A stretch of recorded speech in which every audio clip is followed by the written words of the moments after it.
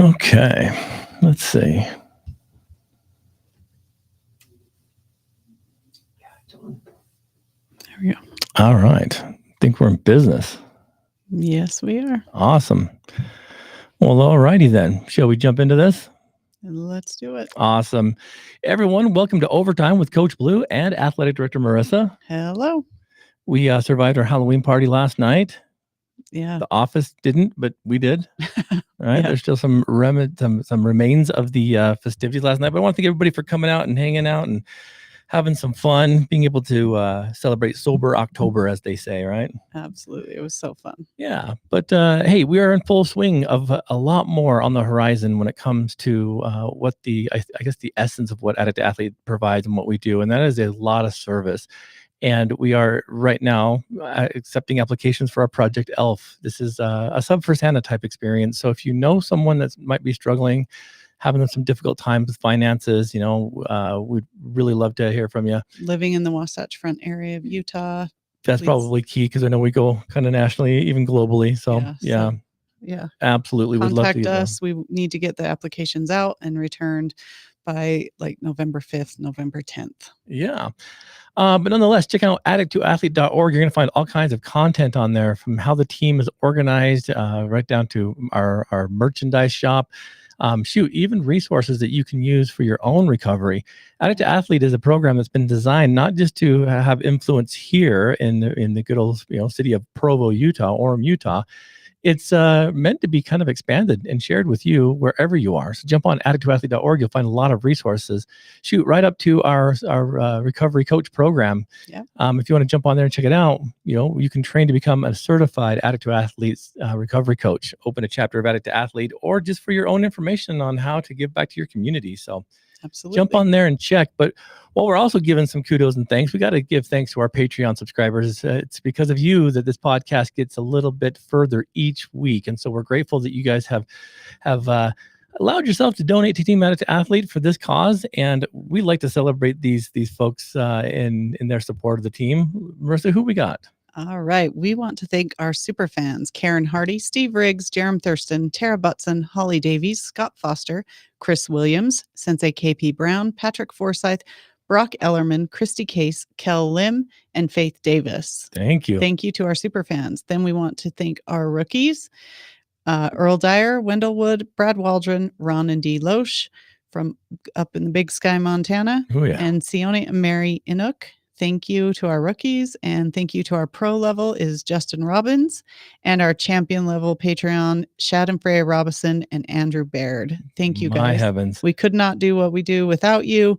If you are interested in becoming a Patreon, please check out patreon.com/addicttoathlete. It's a fundraising platform. There's bonus episodes, bonus gear, swag that you guys get from us, but it also gives back to us so that we can help continue this podcast. Yeah, that's what it's all about. If you guys can listen really close, really intent, you might even hear our Patreon subscriber Sione out there, because he's out there utilizing some of our space, so that's good. But athletes, we got some good questions, and some of these are rollovers from last week's show that we didn't get to read on air, and I really wanted to kick this off because there's some good content here. And both of these folks have said, "Hey, I don't mind submitting the question. Just don't give my name." All right. I'm like, that's totally fine. That's what we do here.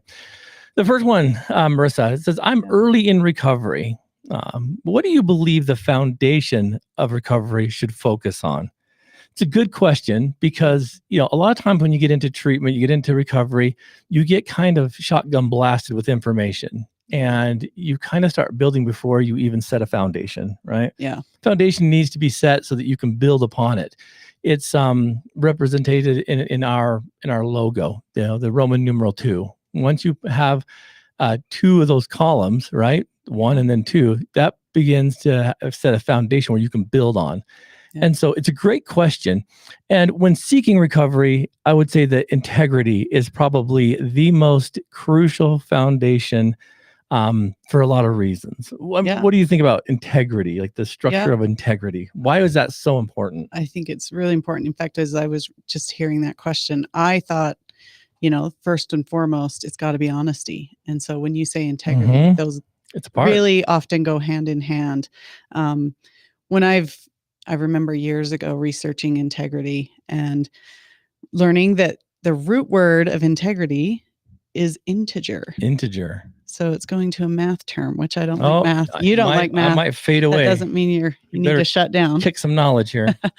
But if you go to the number line, an integer is any whole and complete number. Right. So why does integrity go along with integer and a whole and complete number? Because if you have integrity, you're a whole and complete person, no matter who you are around, whether you're by yourself, whatever. You're not a fraction of a person. You're not, a decimal of a person, acting a certain way with one person and a certain way with someone else and taking pieces of other people. You act like yourself at all times. Yeah. In all places. And that's what integrity is being able to be that honest, complete self. Yeah, I love that. I love that principle. And so if you're thinking about it, look at the whole and complete part of what this is. Because if you have this as a foundation, imagine what you can build upon, right? Because if you're coming into recovery, whether it's treatment or just yourself, your family, if you can be honest, if you can be open about what you've been doing, where you're at, how you're doing, if you're struggling, gain some of that self-awareness to have some integrity, that is, I think, the strongest thing you can have in being able to move forward. And I love what you said, because I remember Coach Gilwick's explaining this to me about what kind of person you are when no one's watching. This is the ultimate form of integrity, because only you and probably God know what's going on inside the mind, right? Yeah. And so when you look at some of the principles within integrity, I would say the first one, like you said, is the trustworthiness, right? Yeah. Displaying integrity builds trust with others. That's just a given. When you demonstrate honesty, like you just said, and reliability, and kind of an emotionally ethical approach to your sobriety, people are more likely to believe in your intentions and support you in your recovery. Absolutely. But if you are not trustworthy and you hold that back, it's going to be real difficult for people to get behind you when you need them, because what they've seen is this push to a certain point and then a withdrawal, and a push to a certain point and then a withdrawal. And it's like, that's not having integrity, not even close. Yeah. You know what I'm saying? The next one is personal accountability. And this is super important too, because integrity involves taking responsibility. We just talked about this. Yeah. For your actions, acknowledging any mistakes or wrongdoings, and demonstrating a commitment, to personally grow from it, and a willingness to make amends. And that accountability in and of itself is essential for any recovery process. Yeah. But this is a hard thing too, because personal accountability doesn't mean that you keep having the issue and then just promptly admitting it, right? I mean, that's great, but like, if you keep doing these things over and over and over, are you truly establishing a sense of integrity, or are you using?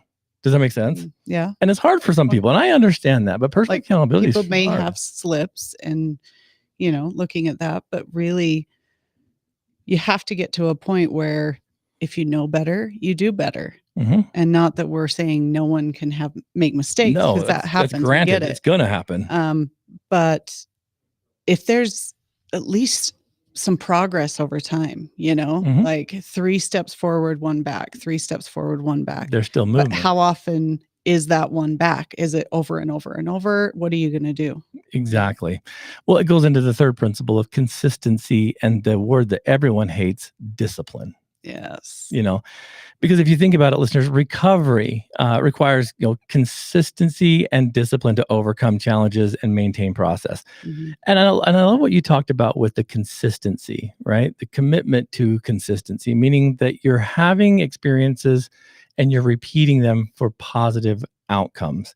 Yeah. Right? It's like, oh, you're showing up for a job, you're showing up for family relationships, you're showing up, for life when you used to hide. The consistency of you showing up and being present, that starts creating some discipline. And I think oftentimes you look at recovery and you often look at the big giant things you have to do, when it really comes down to those little small things that you can do consistently. Getting up on time every day. Making your bed every day, getting in a workout, getting to work. I mean, sometimes it's just the little things that slowly add up to becoming habits, and then they start affecting the big things. And if you can't do the little things right, it's really difficult to do the big things right. So quit looking at the big things. It's a little overwhelming. It's a little much sometimes. Yeah, can be. And just look at like the little things, like you're saying, just when you commit to something, you follow through, you show up, and just doing that little stuff every day. Yeah. And discipline's kind of an interesting thing. It means that you're willing to be a disciple to your recovery, meaning like a student, because discipline basically boils down to teaching, right? Yeah. We look at it, teacher. We look at it sometimes as a negative thing because it's been termed as a consequence to a certain behavior. Yeah. Like you're being disciplined.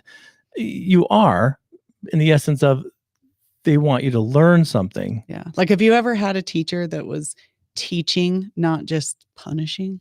Yeah. And that's what you want discipline to be, is that you become a student in learning from somebody who's teaching and supporting and helping, not somebody that's just punishing. Absolutely. With that goes along another principle of transparency and openness, right? Being open and transparent about your struggles, your vulnerability, and your progress kind of fosters a supportive environment. But this means that you are forecasting before the storm actually rains on you.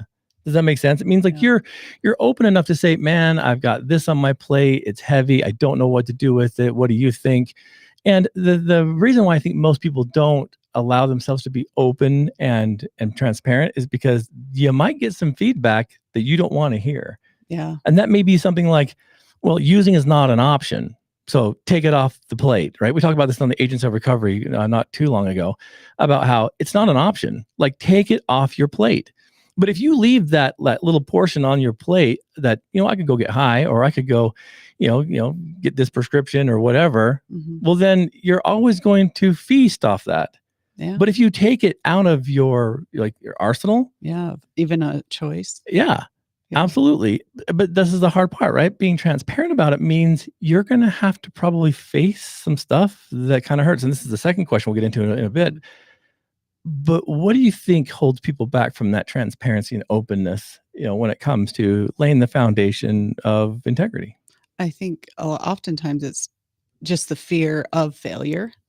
It's the fear of, I don't, and hope that you're going to do better, and maybe you're not going to slip up more and more. But to be able to come out and say, hey, I'm struggling, leaves the option that you could fall, you could struggle.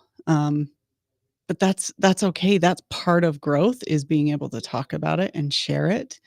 And if you just hold on to it too tight and hold it to yourself, that's when people slip and fall on their own, and just slide. And then they're just hidden, and no one can even be there to help you when you're struggling. Yeah.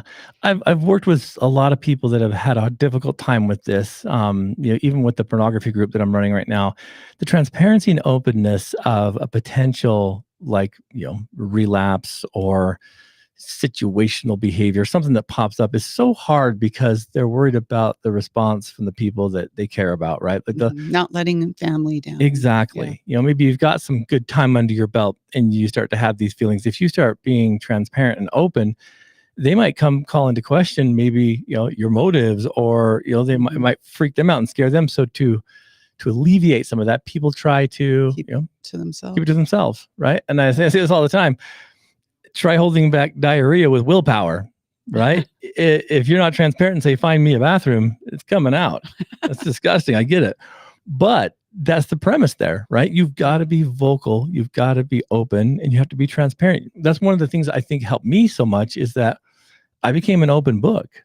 And it was scary because that means I had to put emotional trust and become vulnerable to some folks. But it's helped me in the long run, right?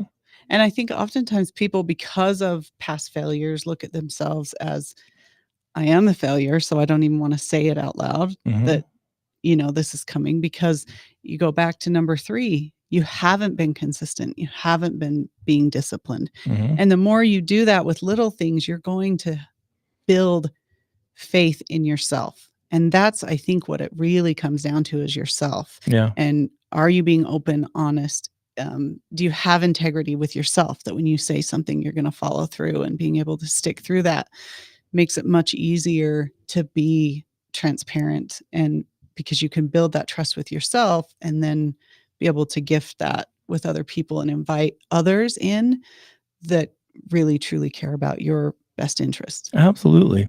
And the last principle, I think, for forming a foundation of integrity kind of revolves around resilience and self-respect, right?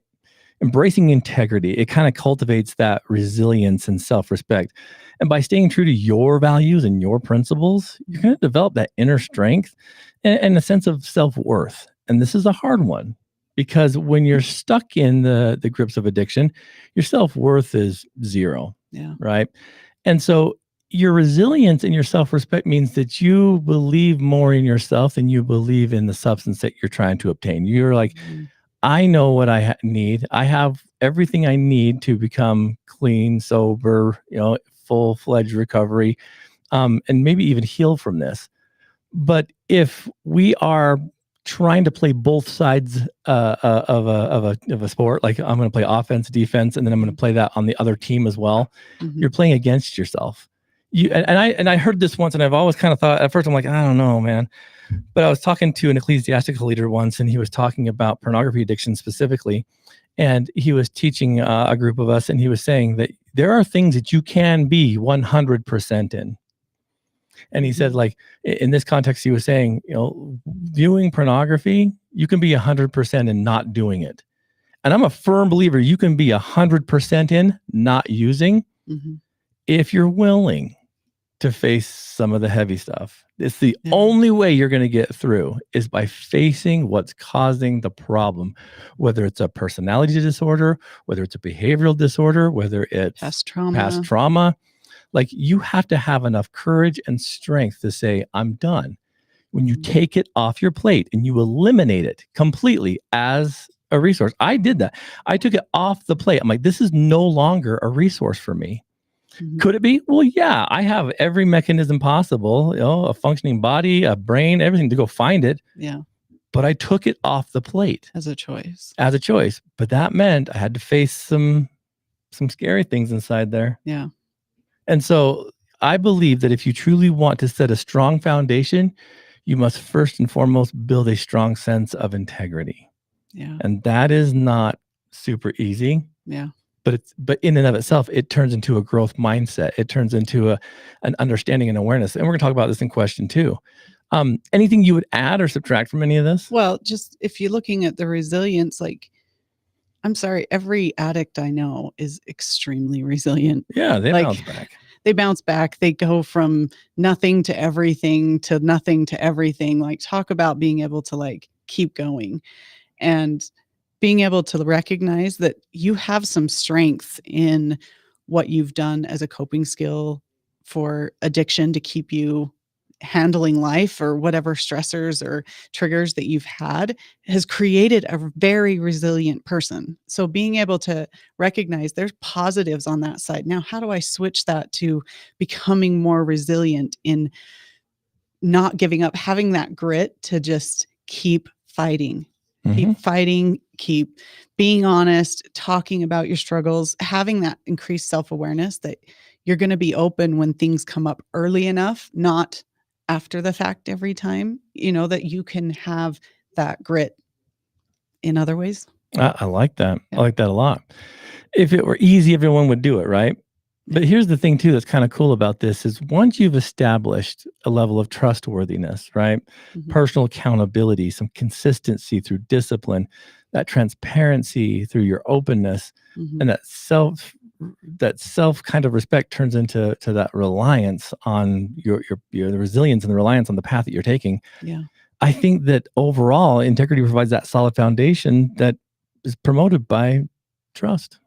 And that's the result of what you want. Everyone wants to be able to become trustworthy once more. Yeah. And does that mean you aren't going to make mistakes? No. But part of being able to build trust and integrity in yourself and others is being open about your struggles or about your weaknesses. That's still okay. That doesn't mean you have to be 100% perfect at all times.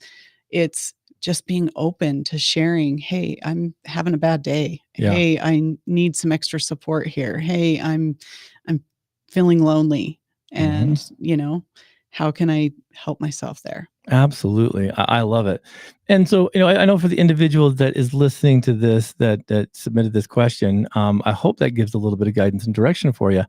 And these are things that can kind of become commonplace if you keep making that next best choice. Yeah. Right. And the one thing you want to avoid is skipping one of these things, because I don't think you can do everything, but maybe be personally accountable. Like Yeah. you have to kind of wrap your head around each of these principles forming one whole of integrity. You know what I'm saying? Yeah. And it's a beautiful thing when you get that back and you start getting like those small gifts that maybe only you'll appreciate. Things like getting keys to the car, keys to a home, keys to an office. Family inviting you over that has cut you out. Yeah. You can see that I'm becoming a man, a woman, an individual of my word. And that was one thing that I've strived to, because I remember, your dad, Gary, like if the man said he's going to do something, he did it. Always. And it was amazing to start to see like the benefits of that, to say, I'm going to be there, or I'm going to do this, and then do it. That integrity shouts, hey, I'm here for you. Yeah. It's a big deal. So I hope that helps a little bit in that frame, but it does kind of go into the question number 2, which I thought was kind of interesting. I wanted to share with you, Marissa. And to kind of sum this down, because it was kind of a bigger question and it got kind of lost, I kind of summarized it to say, why is being true to myself so difficult now that I'm in recovery? This is an interesting one, right? Because you hear this a lot in the rooms, like, be true to thyself, be true to thine own self, right? Before we jump into this, what do you think being true to yourself looks like? Because it does have something to do with integrity we're just discussing. Yeah. But to be true to yourself, it's a Shakespeare quote. Yeah. What do you think? I think it really comes down to, that's such a big part of recovery, because we can lie to ourselves. Very, very, very good. Yeah. We can convince ourselves, and our brain's amazing at trying to keep us survival. And if that means that it lies to itself to keep us, surviving, then it does. And we are really good at I can do it. I can make up an excuse for anything and convince myself that it's worthwhile. And that excuses me from something else when, back out. Does it really? I mean, we have to be honest and complete with ourselves first and foremost. I remember this kind of awakening when I first started to understand this principle. And we're going to get into some other aspects of this in a second. But I remember thinking that even though the trauma I experienced as a kid, the crazy roller coaster that was my life, through adolescence and craziness, the abuse I suffered, the scars that I have on my body because of abusive stepfathers, none of that was an excuse to use. And I remember like really taking some time to think about that. I could be the world's best addict. I have every reason and excuse to be that. You know what I'm saying? I mean, like you said, I have scars on my body from abusive stepdads that beat the living crap out of me. Yeah. And if that's not a good fuel for an addiction, I don't know what is. And so now as a 47-year-old man, could I seriously be like, well, I still need to hide from that pain by getting high or drinking? No. And there's a lot of reasons why. I want to jump into this, but does that make sense? Like I have really good reasons and excuses to use, but they're just excuses. Yeah. And I think when we start looking at recovery this way, you start looking at it's just an excuse to escape something that's not going to change by whatever you're taking in. You start having your eyes open a little bit wider, that maybe I should go to the source of the problem and fix it instead of hiding from it. And it's going to be scary, and it's going to be hard, and it's going to hurt a little bit. Because that also means that your perception of the world and how you've looked at it may be wrong, which is even more difficult to come to terms with. I think I've shared many times the theory of Plato's cave. Oh, yeah. And, if all you've ever known, and, if you talk about the philosopher Plato had a story about family inside a cave that were tied up, men were chained up, and all they could do is look into the cave. The back and the opening of the cave was behind them. All they could do is look into the cave at the cave wall. And there was a fire in there so that anything that happened outside of the cave was reflected through shadows on the cave wall. And that's how they saw and interpreted the world. And one of them becomes free. He gets out. He's like, oh my gosh. All of a sudden, to see sun, to see trees and flowers and color and things in 3 dimension, not just in a shadow figure. He was obviously dumbfounded. I mean, the whole perception changes, and he comes in and he's telling his friends that are all still chained up, hey, you've got to come outside, come see this, you need, and they're like, whatever. They didn't believe him. This isn't what's there. And to be able to see, like, maybe take a real switch in the way we've always saw the world or thought of the world, that even the concept of addiction is not a disease. Maybe it really is a choice. That's really difficult when you've been ingrained with understanding that you didn't have option to choose any of this. Right. And which means you don't have an option to choose out. So, that's difficult. Well, and that's one of the greatest lies that we buy into, is that we don't have a choice, and we do. But I think, why is being true to myself so difficult now that I'm in recovery? And I think the first one is an aspect of what I would probably say is authenticity. Being true to yourself is crucial in recovery. And, it involves embracing your true identity, acknowledging your strengths and your weaknesses, and accepting yourself without the need for substance. So if you can start becoming authentic, the real part of you, this means that, you may come with a few different labels too. I mean, I didn't know that me getting clean would all of a sudden slap a label of, attention deficit disorder on me. Right. I didn't realize that. I didn't realize it would slap, a principle and characteristic of being a father and being a husband and doing all the other. I didn't know all these things, but being authentic and rising to that challenge and taking my place meant that I had to start really looking at what's causing this. What is it? It's the neglect that I suffered that convinced me that I was less than, that I wasn't loved. And so it's a hard one, being authentic with yourself and being like, man, I've got some other problems here, right? Yeah. And self-reflection is big. And this is kind of where I came to the understanding of being true to myself. And I got to reflect on some of the stuff that I bought into, that I was lied to. Does that make sense? Yeah. And the opportunity to reflect on my new goals, my new values, my aspirations, taking the time to understand who I was, what I truly wanted, and then inviting that in, it was insane. Self-reflection kind of guided me to make decisions that were going to align with that true path that I was finding. Yeah. I remember when I had that epiphany of like, wait a minute, I'm more than an addict. I am a son, I'm a brother, all these attributes. And I'm like, why in the world would I reflect on one negative aspect when there's so much more out there? So being true to yourself means it's time to take a look at yourself. A deep look at yourself. Which sometimes, is negative, being able to look at all the maybe bad things you've done. But like you're saying, looking at all the positive and all of the good that you are, all of the talents and, amazing parts of your personality that are still part of you, that is more who you truly are than ever an addict. And being able to look at those positive things and believe them. Yeah, absolutely has to happen for you to be able to move forward and let go of some of that negativity. Yeah.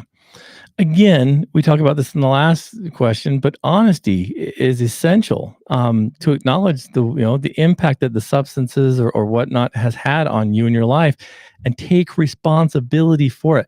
How in the world was I supposed to take responsibility for abuse that happened to me? Right? How do I take responsibility for that? I didn't inflict that on myself. Yeah. But I had to take responsibility for it because it was consuming me. Does that make sense? I had to say that, this happened to me. Oh, well. How long am I going to give it power, right? It's almost kind of the concept. Yeah, right? But it's almost hard to say because there are people out there that won't see it that way yet. And that's okay. But I had to say, I am punishing myself with this addiction for something that a stepdad did that probably doesn't even think of me, probably doesn't even remember my name. Does that make sense? Yeah. And look how much power I've given him to destroy myself. How does that make sense? Yeah. Right? Yeah. And so taking a deep look at yourself is like, wait a minute. What am I doing to myself that's kind of contributing to that lie that I was beaten into believing? Mm-hmm. Which is not easy. That's a concept of going to a counselor or a therapist finally, and them unwrapping that bandage that you've had, on since the trauma happened, and it being crusted over and infected, and the wound just reeking and horrible. And then they're like you believing I'm unlovable. Absolutely. And, not worth it. Yeah. And then it's scrubbed and cleaned and rewrapped, and you're like, holy crap, that hurt. Right. And you go home and you come back, and guess what happens in therapy? They have to do it again. You have to change your bandages, right? And it's going to hurt. They're going to scrub it. Scrub it again if there's still infection in deeper layers. I remember one time I made the horrible decision to slide into second base in a softball game wearing shorts, and took off about half of my shin. Yeah. And I remember the nurse that was doing the bandage changing. Well, and all you did is you waited from, what was it, like this third inning to the end of the game without addressing it. And it got so infected. Yeah, it was bad. So infected. It was bad. And I remember them taking that off and scrubbing it. And I'm like, holy mother of Troy. Like this hurts. But eventually, guess what happened? It healed. It healed. And I can look at it now, and it just like I just did just now, and be like, dang, that hurt. And I can remember how bad it was and how much it sucked. But in 10 minutes, 20 minutes, an hour, I'm going to forget all about it. And you still have your leg. And I still have my leg. It didn't have to be amputated because you ignored it for so long. Being honest with yourself extends to being honest with your support system, your families, your friends, your loved ones. People and then they get to provide that valuable guidance and support to you. Mm-hmm. So it's kind of contagious. Absolutely. And that goes back to that integrity factor. If you choose to surround yourself with those people that really care about your best interest. Mm-hmm. Being true to yourself also means that you are willing to set some boundaries for yourself. And boundary setting for yourself involves like a lot of preparation and accountability, right? Yeah. It means recognizing the limits that you have and asserting that when others try to violate it. Yeah. It's about like you protecting your recovery, maintaining your health, and ensuring that your needs are met. So if you have boundaries and you allow stupid people to come into your world to use with you, or to, convince you to go with them, or to money exchange, all this stuff, then your boundaries need to be reestablished, reassessed. Absolutely. How important is setting boundaries when you're being true to yourself? And not that I can't hang out with that person. It's I'm not going to allow that person into my world. Yeah. What do you think? And that's really hard. Mostly when, if you have a friend that you've used with and they're still up and down and around, and you're just recognizing, hey, maybe I'm not really safe around them. Yeah. They come around and hang out, and it's a little triggering. That's difficult because, a lot of people, you just have love, and, you care about those people. It's not like all the years of that relationship don't mean anything by setting a boundary. Yeah. But I think people look at it that way, like, oh, I owe him something because oh my gosh, we are longtime friends, and he's been there for me when I was struggling. I need to be there for him, or whichever way transaction that is. And you've got to be careful with that, looking at it as a transactional thing, because it really comes down to what is most important. You have to be able to put yourself first, and that's so hard when you've failed for so long and you think that you're worthless, to be able to put yourself first and try to have a boundary like that. Because then you hear what kind of things? Oh, you're too good for me. Oh, you think you're high and mighty, or holier than thou. That happened to me when I set boundaries. All of a sudden people are like, wait a minute, Mr. Stuck up, right? Yeah. Did we got lost? It says it's too hot. We can just keep recording. Audio. Yeah. Let's just Max, it's I think fine. it's doing audio still. Yeah, we can just keep going. So sorry about the losing the video there, guys. Sorry, but the audio, I believe, is still coming through. So look at the black screen and we'll finish this off. Really, I think, Marissa, setting the boundaries, one of the most crucial things. And when I set boundaries, the loved ones that I thought supported me, they really pushed those with that holier than thou mindset and this. And even now, pushing boundaries and saying, no, I'm not allowing you, into my world. If you're bringing the chaos, if you're trying to stir the pot, of my belief system, or even just saying, I'm not strong enough to be around you yet. I love you and I care about our friendship and what we've been through together. I just can't be around it. Yeah, absolutely. So you got to also embrace some vulnerability, and recovery often requires embracing vulnerability and being open and honest with your struggles and emotions. We just talked about that a second ago. And it does take a lot of courage to share your experiences, your fears and your challenges, but it can also foster very deep connections with a real strong support network and provide you with understanding and encouragement. Embracing vulnerability now. We've talked about that last point in the last part. So I think you've been well documented with this. I want to spend some time on this next priority, though, and that's self-care. Yeah. Prioritizing self-care is essential for maintaining your recovery, people. This includes taking care of your physical, emotional, and mental well-being. Yeah. Engaging in activities that, bring happiness, bring joy. Practice mindfulness, being able to exercise. That's why it's so important. And surround yourself with positive influence. Self-care is often neglected in this process because we are typically trying to please others. Yeah. Better get that on the tripod before you give someone a seizure. What do you think about like self-care in the world of, Yeah. So being true? Self-care is even more difficult. Like some of the others, when you put yourself first, it feels selfish. It feels uneasy. Max, don't worry about the camera. It's fine, brother. It feels really uneasy and it's really difficult to handle that. But you are worth it. Yeah. You deserve to be in a good place. You deserve to treat yourself well so that you can be better for others in the future. But if you don't treat yourself well, if you don't learn to love yourself, you cannot give to others like they deserve. No, it's so true. And this will be one of the most challenging aspects of your recovery, is putting yourself higher on your priority list. Because you're going to want to you'll have this feeling of, I've got to be there now for everybody because I've neglected everybody. That's not going to work. Yeah. Like if it's the classic, put your oxygen mask on before you help somebody else. Everybody, you've been indoctrinated with that. It's through every treatment program you've been to, every therapy session. You should know this by now. This is not a new term. Put your oxygen mask on before helping anyone else. I love it when people say that and it seems like, oh, I've never heard that before. Why are we still talking about it? Because we still have the tendency to not do it. Absolutely. Yeah, so hard to follow. We self-sacrifice. We put ourselves in situations that are requiring more than we have capacity for, and we pay the price.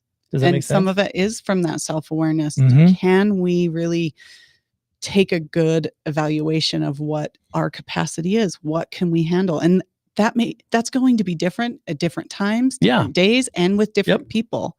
So some days you may have the capacity to engage with an old friend or somebody that, and other times you will not. Exactly. Having that self-awareness to say, okay, I'm not in a place I can handle this. I need a break. I need to back away and do some self-care is important because you are worth it. 100%. The last aspect for this, becoming more true to yourself, is your development of a authentic support system. We talk about it all the time. Again, it's another one of those, oxygen quotations. You are the average of the 5 people you hang out with. Yeah. It's time for you to start looking at who's holding you back and who's going to catalyst you. Who are you going to surround yourself with? You will not be able to change if the people around you aren't willing to let you. And if they're not going to let you, then you're going to have to make some tough decisions. Yeah. Right? Yeah. Are you being true to yourself if you're hanging out with the people that keep you sick? I had to walk away from family.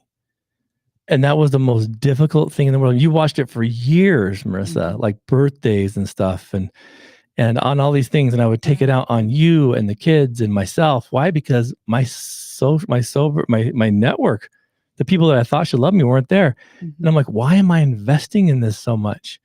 And it's so sad to say, but when my mom passed away, it was one of the most gracious blessings I had, because then I knew it wasn't going to come. With the surety, I knew that phone would not ring.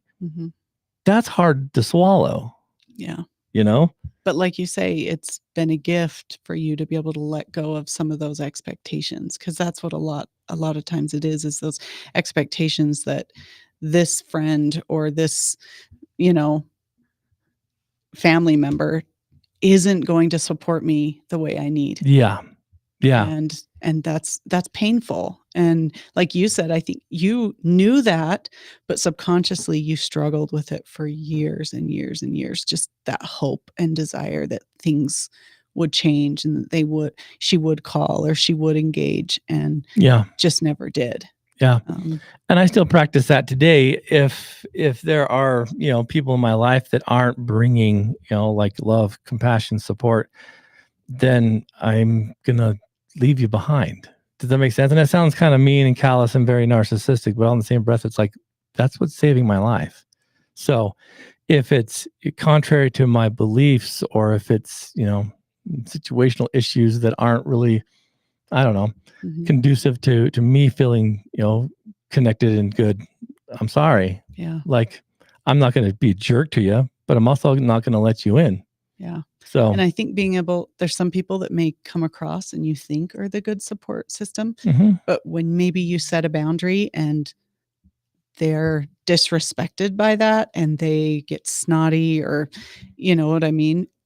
Maybe that's a sign that they're not in a place to have that good, healthy relationship yet. Absolutely. 100%. And that doesn't mean you can never talk to them again. No. But right now, maybe that's a red flag that they're not ready to be on the level that you are, or the level that you need. Absolutely.